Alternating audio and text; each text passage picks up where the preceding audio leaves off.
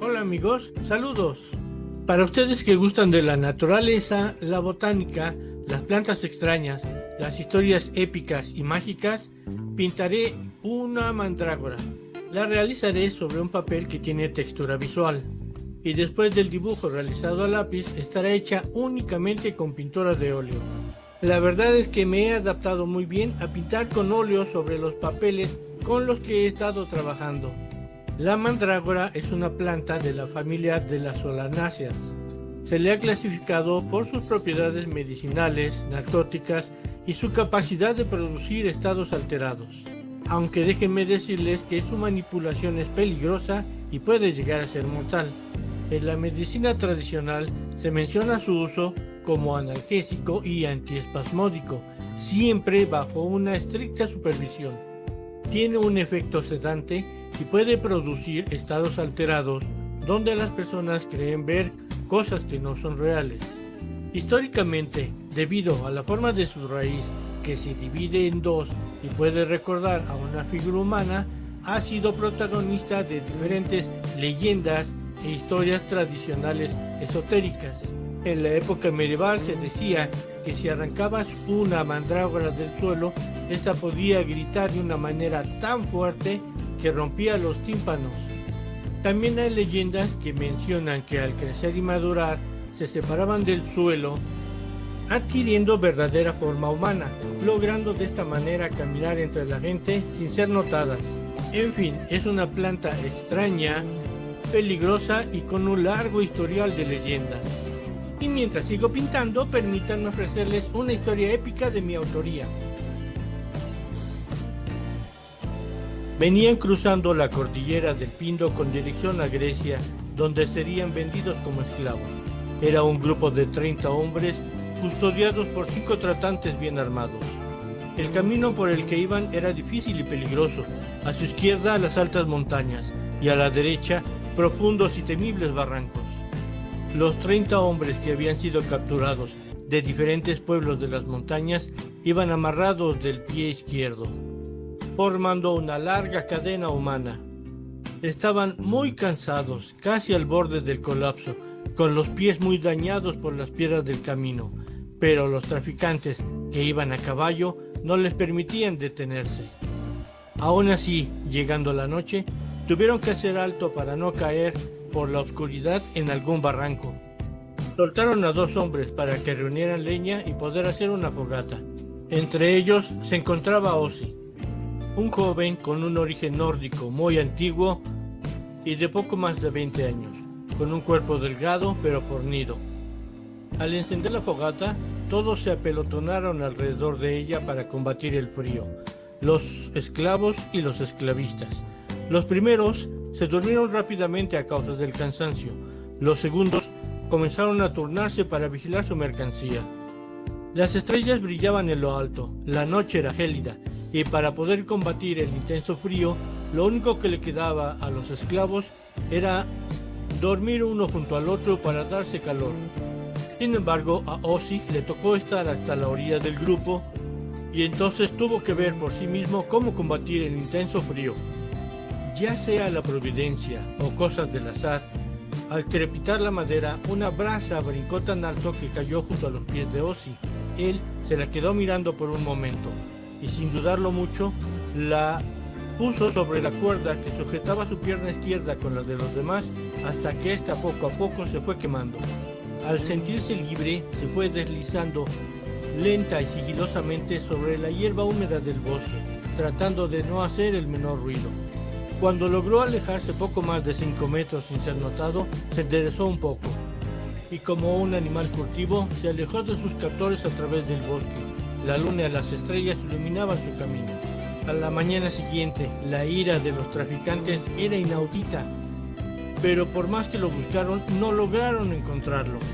Ossi había caminado toda la noche sin detenerse, en sentido contrario sobre el que habían avanzado, hasta que finalmente logró llegar a una terraza junto a la montaña, donde calculó que estaba lejos de la vista y del alcance de sus captores. Entonces se sentó un momento. Escudriñó con la mirada el bosque alrededor para asegurarse de que estuviera a salvo. y entonces notó en el muro de la montaña una cueva semioculta por un árbol. Se acercó a ella para inspeccionarla. Quería ver si no había algún animal dentro que pudiera ser peligroso. ¿Cuál fue su sorpresa? Que encontró muebles en el interior.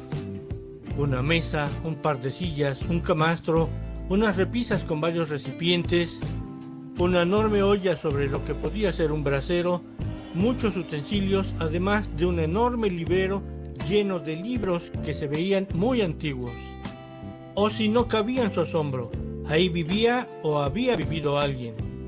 Aunque en realidad el lugar se veía abandonado, todo estaba cubierto de polvo. Ozzy entró con cautela y cuando por fin se dio cuenta que realmente estaba solo, como un pequeño niño, se puso a inspeccionarlo todo. Inspeccionó todos los frascos. Algunos tenían nombres raros de hierbas que él no conocía.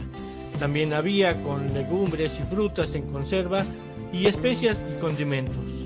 También encontró un hacha, un báculo y en un rincón había diversas herramientas para jardinería. ¿Herramientas para jardinería?, se preguntó. Se dirigió nuevamente a la entrada de la cueva e inspeccionando con más detenimiento la terraza que estaba al frente, se dio cuenta que había un rústico huerto. Asomaban los rabos de algunas zanahorias, betabeles, nabos y algunos otros tubérculos que no conocía del todo. Esta vez, contento por su hallazgo, regresó al interior y acostándose en el camastro, tan largo como era, se durmió pensando que ahí podría vivir una larga temporada. Temprano por la mañana se levantó muy hambriento. Salió a buscar agua para prepararse un desayuno, encontrando un arroyuelo que pasaba a unos 10 metros de la cueva, de aguas tranquilas y limpias. Se robó los huevos de un nido cercano y desenterró unas zanahorias y unas papas, preparándose entonces un suculento desayuno. Y mientras comía empezó a revisar los libros. Ozzy tenía la fortuna de haber aprendido a leer, y los libros estaban escritos en un idioma de los que se hablaban en las montañas y que él conocía muy bien. Algunos eran tratados de las plantas que había en la región y explicaban de forma muy detallada cuáles eran alimenticias, cuáles eran medicinales y cuáles tenían otro uso.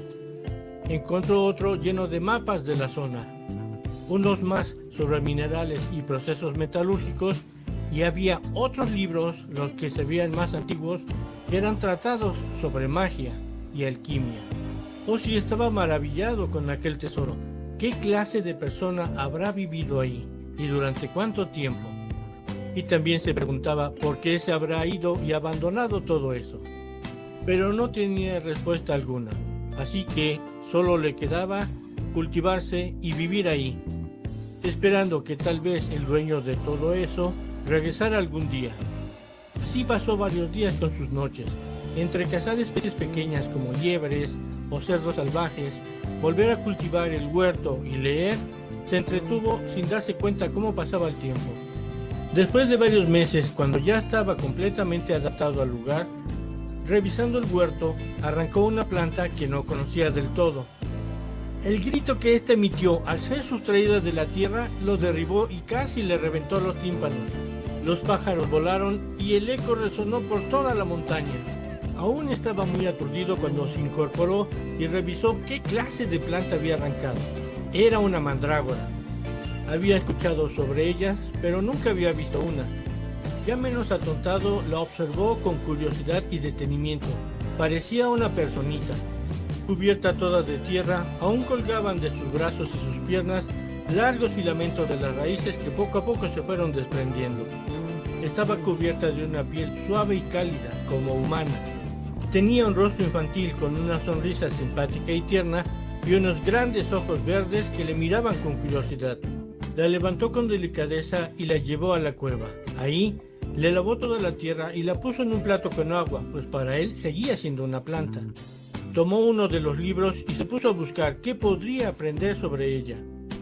Encontró que al arrancarlas del suelo gritan terriblemente. Ese grito puede romper los oídos y enloquecer a las personas, cosa que por suerte no fue su caso. También leyó que es una planta con poderes muy especiales que lo puede sacar de su mente y de su cuerpo, y que se utiliza mucho en la magia y como planta curativa. También leyó que si se le cuida y se le deja crecer, A la larga tomará forma humana, perderá sus hojas y le crecerá cabello, e incluso podrá hablar y aprender como cualquier ser humano. Ozzy estaba muy impresionado. ¿Qué haría con ella? ¿La dejaría crecer o la convertiría en una planta medicinal? Después de considerarlo un rato, pensó que no le vendría mal un poco de compañía, así que decidió dejarla crecer y llamarla Megan. Después de un par de meses, Megan alcanzaba unos 65 de estatura y pesaba unos 45 kilos. Los primeros días solo se alimentaba con agua, pero después comía todo lo que comía Ozzy y se deleitaba golosamente con los guisados que él realizaba. Por las noches, cuando Ozzy revisaba los libros, se sentaba a su lado muy atenta y seguía lo que él iba leyendo. Él, por su parte, leía en voz alta y le mostraba lo que significaba cada uno de los símbolos. Megan aprendía rápidamente. Al cumplir medio año, ya articulaba palabras sencillas, ayudaba con la limpieza de la cueva y acompañaba a Ozzy en sus excursiones de cacería o de recolección de plantas medicinales. Era una mandrágora sumamente inteligente e hiperactiva, pensaba Ozzy, aunque en realidad para nada parecía ya una planta. Al cumplir un año, Megan ya leía por sí misma, memorizaba los mapas y comenzaba a realizar su propia escritura. Ozzy estaba fascinado con su compañía y con la sabiduría que ella proyectaba. Con el tiempo, Megan y Ozzy llegaron a encontrar diferentes tipos de viajeros, algunos perdidos, algunos que llevaban personas enfermas y otros que buscaban dónde establecerse para fundar sus propios hogares. Las personas comenzaron a conocerlos. Ellos ayudaban a todo aquel que encontraran. Su existencia comenzó a darse a conocer de boca en boca y se les llamaba los nigromantes de la montaña. Se les temía al igual que se les respetaba. Nadie sabía cómo localizarlos, pero todos sabían que si los necesitaban, ellos aparecerían. Pasaron los años, se crearon pueblos y la civilización llegó hasta la base de esas montañas. Poco a poco la gente dejó de necesitarlos porque también llegaban médicos y otro tipo de personas.